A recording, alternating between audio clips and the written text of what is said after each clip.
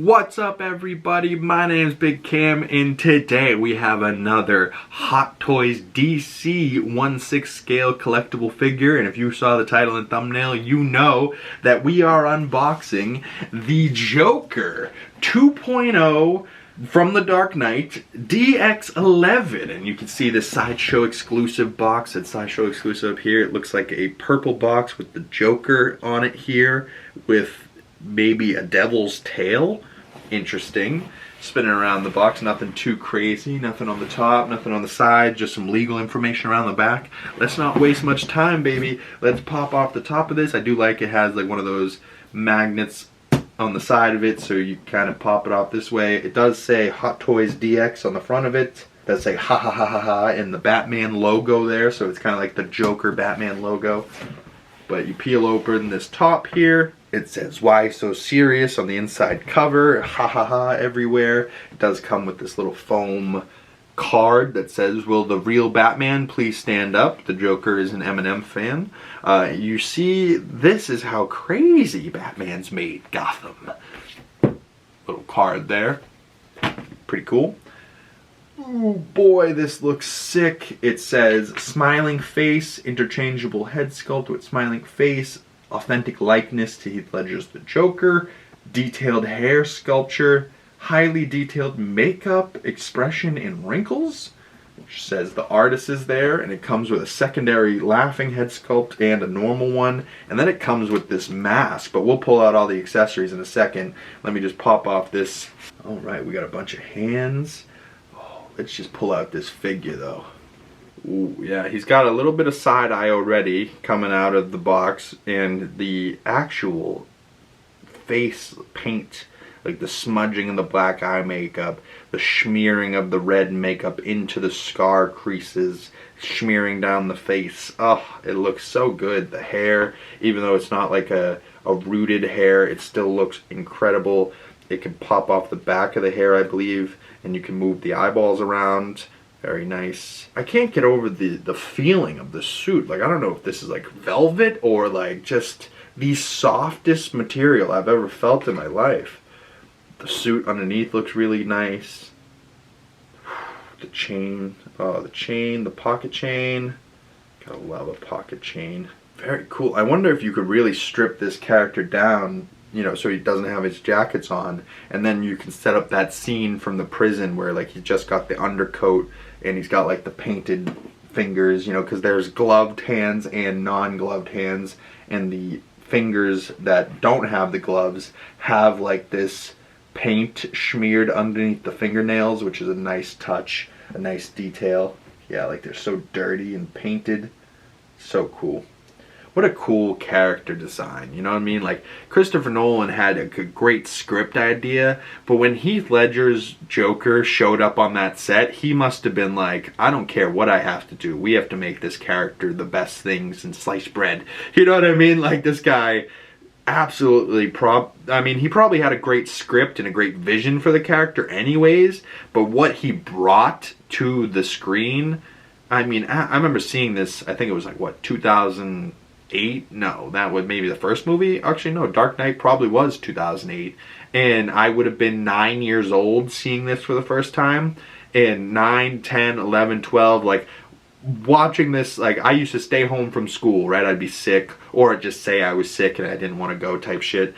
And I would stay home alone, because my mother would have to go to work, my sister would have to go, and I'd stay home all day. I'd build a fort underneath the couch, underneath pillows, and climb underneath there with blankets and stuff, and I'd set up like, you know, a fort and have a perfectly viewed, you know, box so that I could see out of the fort to see the TV, and I would plug in the DVD player and I would watch The Dark Knight over and over and over again. And I absolutely loved, not even necessarily the movie, but like the Joker performance of Heath Ledger. This was before I even knew who Heath Ledger was, you know, like I just knew him as the Joker. And then one day we're watching like A Knight's Tale or something, and my mother's like, "You see that guy's face right there? That's the Joker." And I'd go, "No way, no way." And even today, seeing him with the makeup on, I can't make out Heath Ledger's face underneath there, you know, like Maybe you can make out Heath Ledger with no makeup on and just the prosthetics, but when the prosthetics go on there and you see the scars, which obviously he didn't have in real life, and then you see the makeup go on and then the voice, I don't hear or see Heath Ledger at all. Like, this is one of the most transformative characters I've ever seen in my entire life. Like, Jack Nicholson's Joker, you still see and hear Jack Nicholson. This character, to me, was just the Joker, and it scared the pants off me as a kid. But enough bragging about the movie and the character himself. Let's take a closer look at everything this figure comes with, and I'll pull out all of his accessories on the table in front of me here. And I believe this is actually like the Deluxe 2.0, so it comes with like a big display base and stuff too. This is a big old thick box, big old thick tray of styrofoam. So I'm going to pull out all of the accessories out on the table in front of us here, and we'll take a closer look at what the Joker comes with. All right, everybody, we have the 2.0 Joker, the DX11 Joker from The Dark Knight, laid out in front of us here with all of his accessories laid out on the table, and man, oh man, he comes with a bunch. It looks like he comes with 7 sets of hands, 3 sets of ungloved hands, and 4 sets of gloved hands. Not exactly matching sets, but there is some hands that match up with each other, like 2 relaxed ungloved hands that you can see like bruising on the knuckles and like dirt underneath the fingernails and like paint on from like applying the face makeup on the hands and on the fingernails, and you know, just coloring the hands like on the thumb there. Like very, very, very high detailed paintwork on these hands and the veins on the back of it. Like, these hands look incredible. But not all the hands have, like, you know, hands that match up directly with each other. One of them's more like a finger painting. You can see the paint, you know, smudged on that hand, and then like the bruising on the knuckles and like the paint around the fingernails and on the knuckles here. And that one's probably going to be holding a knife of some sort, and this one's more like, you know, maybe holding the knife but also like a pointing hand. Then you got 2 maybe like for the handcuff hands. Like, I'm not doing nothing, I'm handcuffed. How could I be doing anything? But, you know, also some just like weird finger gestured, like kind of Joker hands, you know, like he does these weird hand motions and expressions. He's got the same type of weird hands with the gloves on. Like, maybe he's getting handed something or he's handing something off to somebody else. Also a finger pointing gun hand, you know, or maybe he slip the gun in there, but he's got the finger not on the trigger. 2 kind of grabbing hands, one of them maybe for like the knife, one of them probably for the gun with more of a trigger finger pulling the trigger hand. Same kind of thing here, but maybe 2 different sized guns. Maybe one's the pistol, maybe one's for like the shotgun or submachine gun, which you can see on the desk right there. We'll take a closer look at those in just 1 second. He also comes with the 2 hands on the figure itself, one more of like a relaxed hand, one kind of maybe grabbing something with like the index and ring finger. You can see the secondary head sculpt. We'll take a closer look at the figure and the base he comes on in a second. There are a couple of exclusive accessories that come with this Sideshow exclusive, one of them being this mask from the beginning of the film, and this is like one of the guys in his crew's mask. Where'd you learn how to count?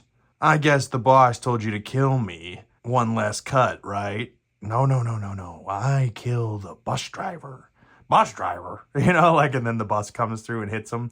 Very, very cool that they included this. I mean, I guess you could put it on a figure if you really wanted to, but I don't know if it's necessarily meant to be like a mask like that. But it does have a lot of great detail on it. You know, some rooted, colorful blue and green hair on top. Very, very cool. It also came with this little cardboard box thing that, just like in the movie, you know, guys walk up to this box and they're like, this is the detonator key. It doesn't move or anything, the key, but it does have like a little jingle jangle key tassel. But not a bad little accessory. I'll probably end up leaving him with something like this if I end up leaving him in the full look. But you guys can also see it comes with an extra diorama display base thing with this table, this interrogation table with like the chair, handcuffs. It comes with a pencil and a place for the pencil to be put. So we'll look at all these in a second too. But this table and chair comes with a whole interrogation scene backdrop, which I will show And I might even have to just rep the figure with this and, you know, move my Joker. I was going to put him over here with the rest of the DC figures, but I'm thinking he might have to have his own shelf with this display and you know, create a new dope setup for this figure. And, you know, it's really cool, the stuff that this figure comes with. Like, let's look at some of these accessories. The gun, of course, really cool. It does, like, spring at the top. Magazine doesn't feel like it comes out, but not a bad looking gun. I think he really only uses this a couple of times in the film, and really at the beginning of the film in the bank robber scene, but also in, like, the truck as they're, like, hunting down Harvey Dent in the back of the armored police van. And then, like, Batman comes in. But not a bad looking gun. Comes with a pump action shotgun. Not a bad little touch there with the pump action. But I don't know if we ever actually see him use a shotgun so often. Maybe in that same chase scene I was just mentioning, you know, like he uses a bunch of guns and then he ends up shooting a rocket launcher into the side of it. You know what I mean? Like, so he uses a couple of guns in the film, but like his main weapons are not ever really the guns. They're more like his knives is what he prefers. But yeah, not a bad looking shotgun, pump action shotgun. Very cool. Now, the other two accessories I've gotten with my other Joker figure, but this is the first time I've seen this. This is like a little submachine gun. It's got this little piece that folds out. It has this little, you know, chamber spring action there. Very cool. This is like the gun he uses when the Batman's in the Bat Pod and he's like driving straight at him and he's like, I want you to do it. I want you to do it. Hit me. Hit me. You know, like legendary scene when that truck flips over end and he just gets out like, oh, that was nice. But yeah, I might end up having to rep him with this too. This is a nice accessory. He comes with some handcuffs. We'll definitely see what these look like on him when he's in his little pose where we're setting up the display, but the cuffs do open so you can put them on him and have him locked up and cuffed up while he's in prison, if you would. He comes with some Joker money with, like, you can see George Washington there. I think it's very fine detail, but you can see like he's kind of got like a red Joker makeup smile. I'm not sure how good you can see that, but he also comes with like a Joker deck of cards, which of course the Joker always comes with at least a Joker card, but a whole deck that I don't want to undo out of this plastic or they'll go everywhere. Couple of different knives. His smallest one, which is like a potato peeler. He's got his butterfly knife, which actually does open up and like do the whole butterfly, you know, flip around and you can close and latch it on the end there. You can kind of see it's like a real butterfly knife and it's highly detailed for no reason. And then he's got his regular switchblade that he normally comes with, but I like the other two knives as well. Interesting accessories. He comes with two little blades that he can slide into the tip of his shoes, which is from the movies and a nice little accessory they threw in there. And then we got this excellent table, the little scratches on top of it. This is magnetable. There's like a little thing that goes around to the other bottom side of it that you plug in there. Just like a fake little cord, but it gives it the appearance that it's going somewhere. But a nice little desk and a lamp, and you can see that little hole there is for the pencil scene, which he doesn't do in prison, but you're able to like put the pencil in there and do that little scene as well, which I think is just a nice little touch, nice little detail. It comes with a chair as well for this scene, and it comes with a whole backdrop, which I'll show you guys in a moment. But let's take a closer look at that other swap out head sculpt, the base, and the figure himself. Wow. The detail on this head sculpt is crazy. The paint application and like the wrinkles and how the paint's stuffed in between the wrinkles and like the little paint smears, like it almost looks like he's laughing so hard he's tearing up and the paint is running underneath the eyes. The teeth, how yellow they are, slightly crooked. The tongue a little bit in there as well. The smile, the scars, like this head sculpt looks great. I think the one on the figure looks great. And for sculpted hair, I think it looks pretty damn good too. The green hair, the paint makeup. I mean, this Joker is just so iconic in every facet. Like, wow, what a paint application. Whoever the painter and the sculpt master was for this absolutely crushed it. Just taking a closer look at that head sculpt first, you can see the swooped hair, the kind of side eye he's given you. And, you know, the more you look at the side eye from different angles, it looks better and better.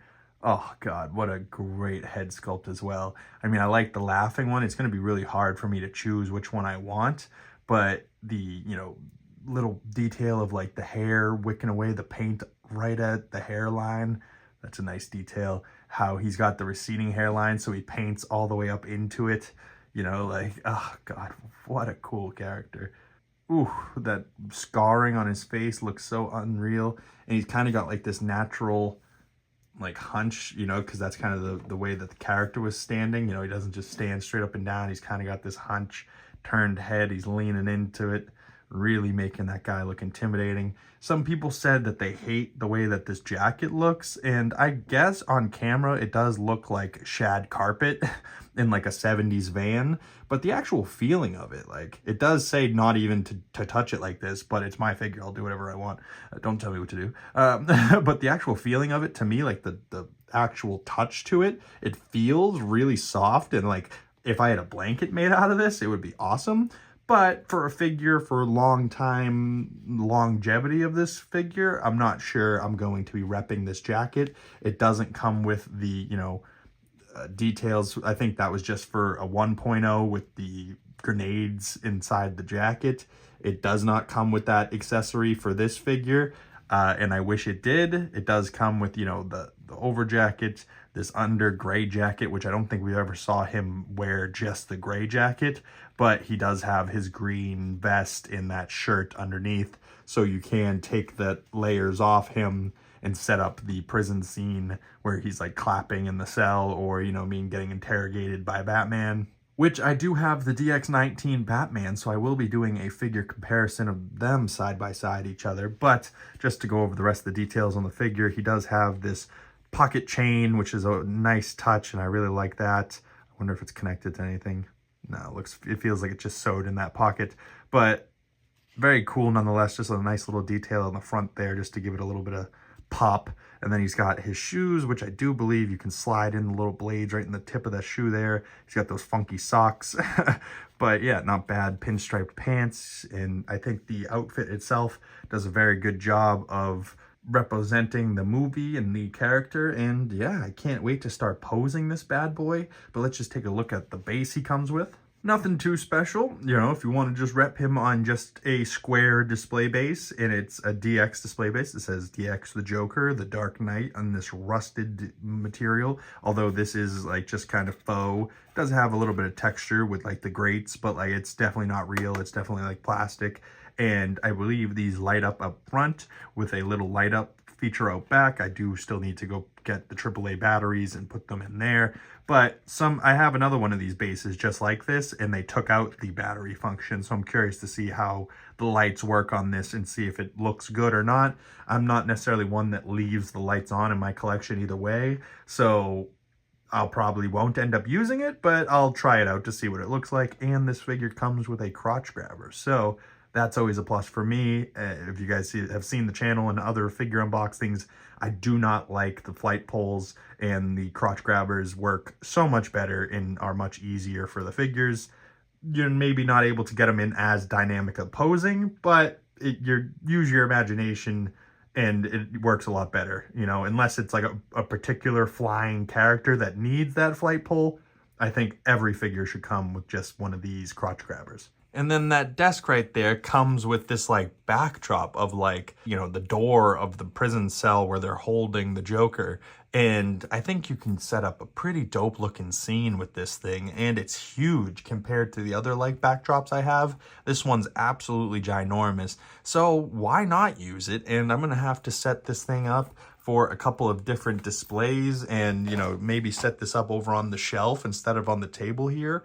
But I'm definitely going to be using that in the posing segment. So let's not waste any more time and let's see what kind of poses Mr. Heath Ledger's Joker can do and what he's capable of. All right, everybody, I have the DX11 Joker spinning around on the turntable for us, just standing in a straight up and down normal pose, fresh out of the box. And then I have him walking forward towards us with a knife in one hand and as if he's combing back his hair with the other hand.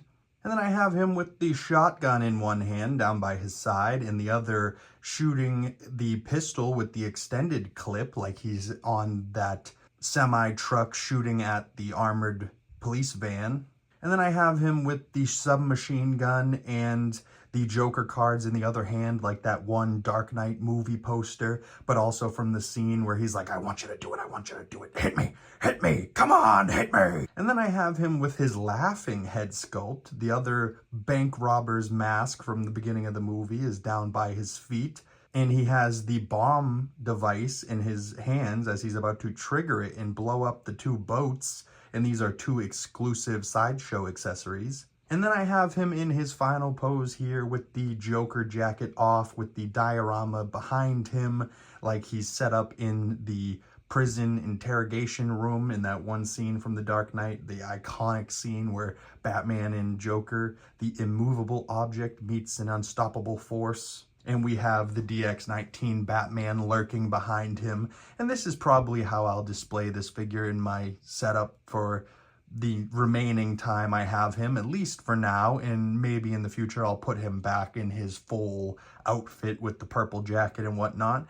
But I say, why don't we toss these two bad boys in their new home on the shelf and see what a couple of other Christopher Nolan Dark Knight trilogy figures are looking like.